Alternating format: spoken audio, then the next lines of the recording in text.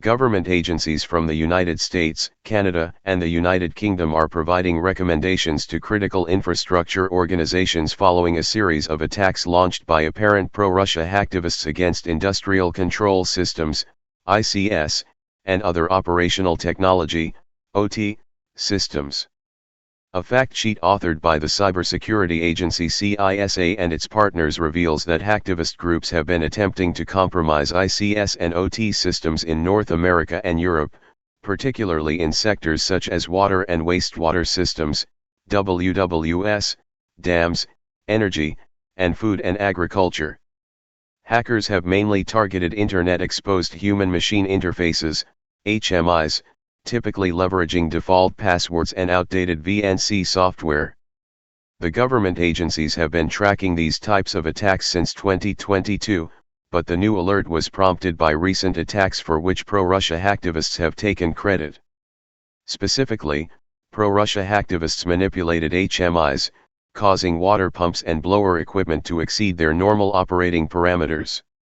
In each case, the hacktivists maxed out set points, altered other settings, turned off alarm mechanisms, and changed administrative passwords to lock out the WWS operators, the alert reads.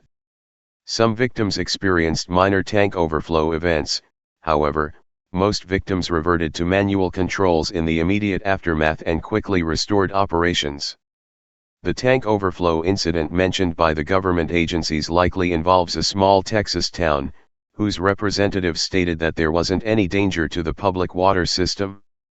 Threat actors claiming to be pro-Russia hacktivists recently also targeted the water sector in France. They claimed to have attacked a hydroelectric power plant, posting videos of a dam and suggesting that they could have caused significant damage. However, it turned out that in reality they targeted a small mill.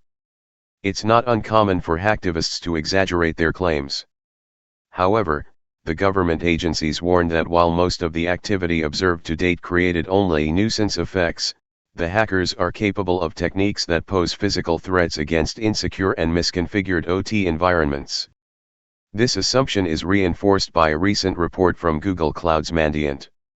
While the government alert links the ICS attacks to pro-Russia hacktivist activity, Mandiant said at least some of these hacktivists appear to be personas tied to a highly sophisticated hacking unit of the Russian government, specifically Sandworm, AP44, which is known for highly disruptive ICS attacks.